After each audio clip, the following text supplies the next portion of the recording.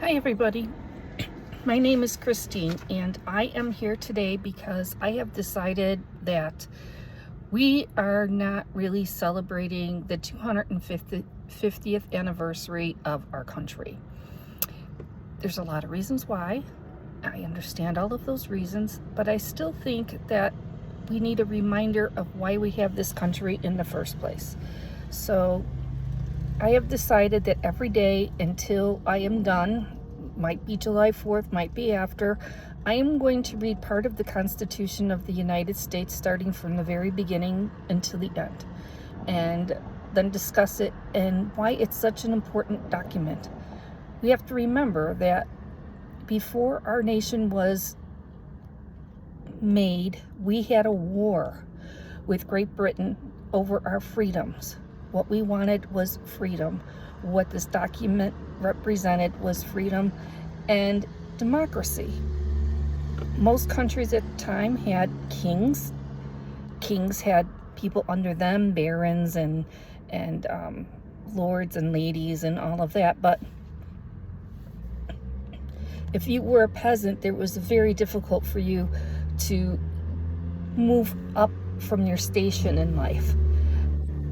What they wanted when they developed the United States was to make a way for people to have freedom and to have a say in what was going on in the world around them.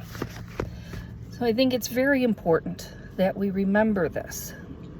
So I'm going to read the preamble today, and then after I read it, I will go through bit by bit and talk about it.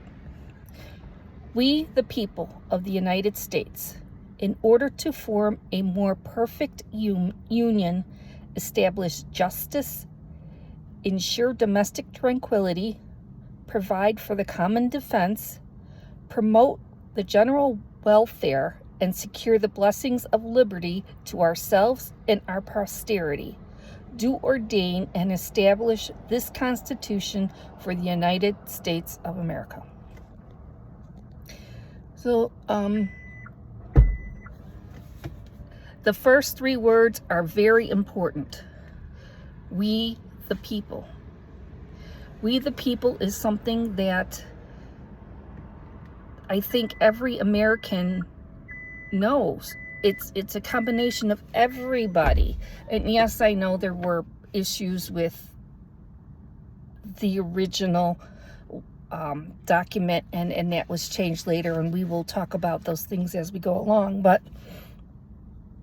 I think most people, even though the Constitution was written at a time when it wasn't we all of the people, now think of we the people as being we all of the people of the United States. There were 13 states, 13 colonies that turned into states, and eventually now we have 50 plus our other places, the Puerto Rico, and I can't remember the other one. But that's the thing. We're all part of the people, and we're all part of the United States. We have state government. We actually have city and county, municipality. There's all kinds of layers to government, but we were going to be united together in the states for a common cause.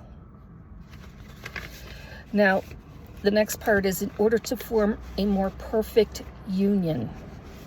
They don't say perfect, they said a more perfect union. They spent weeks, months discussing, arguing, conferring, drinking, and to try and come up with the best form of government that they could think of at the time. And it was really something so different than what was going on. Like I said before, it's just such a different type of government than what was there before. Many people will call it the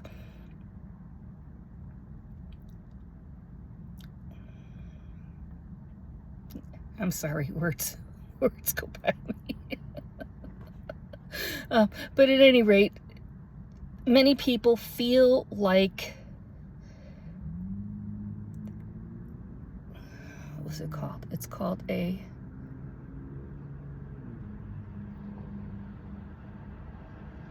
It doesn't matter. Okay. So it's a better way.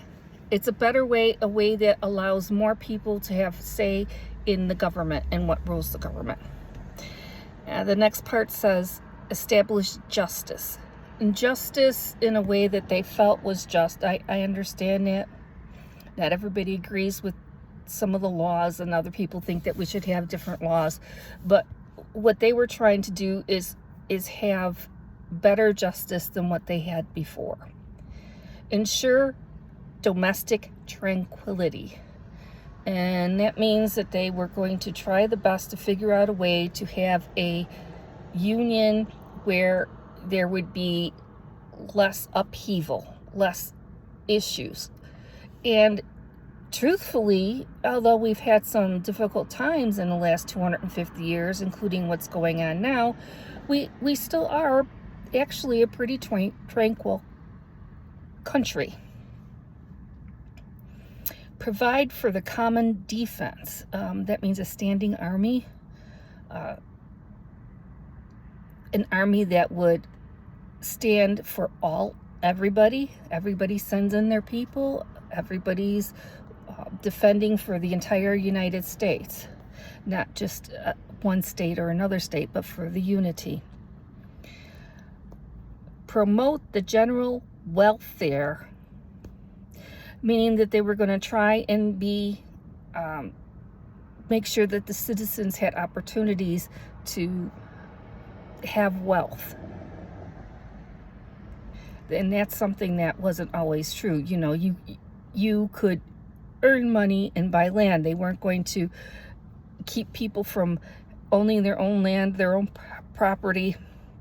They were going to encourage people to do it themselves. Secure the blessings of liberty to ourselves and our posterity. Blessings of liberty means that to have the ability, again, to do what you want to do with your life, and posterity and our posterity, that would mean our future generations. Do ordain and establish this Constitution for the United States of America. And so this is their just way of saying that these are the things that they're going to try to include in this document. That the preamble is not a law. The preamble is just a way of saying these are the things that we're hoping to accomplish in the actual document of the Constitution. And I think they did a pretty good job of doing that, and considering there was nothing like it before, I think they came up with a pretty darn good Constitution. Does it have issues? Of course it does. Nothing's perfect. It says a more perfect, and I think it was a more perfect union. And you know how I know that this was a good document? Because after we became the United States of America, many countries, including Great Britain, formed governments that are extremely similar to ours. Not exactly, but very similar, with two houses and a ruling person. And their king is a figurehead. He does have some sway, but he's not the ruler of the country anymore. He's a figurehead and a respected member of parliament. Well, I'm not sure if he's a member of parliament, but he's respected, and so he can go in and he can talk to them and he can say his piece to everybody. But that doesn't mean they have to follow what he did. Whereas before, when they had a king, the king ruled everything. So just the fact that Great Britain and many other countries who had kings and queens went on to adopt a more democratic nation that very closely mirrors ours is a way for people to understand that, yes, these people did a really good job of trying to figure out a way to make people have more rights as citizens. And that's what we should be celebrating the fact that we live in a place that started this whole thing, and that we have freedoms, and we have the freedom to vote the way we want to vote, and we have the freedom to express how we feel about those in power without fear of retribution. Some of those things might be pushing right now, but we still have those rights and freedoms. And so I think it's really important for us to celebrate our nation. So thank you for watching, and tomorrow we'll start with Article 1. Bye.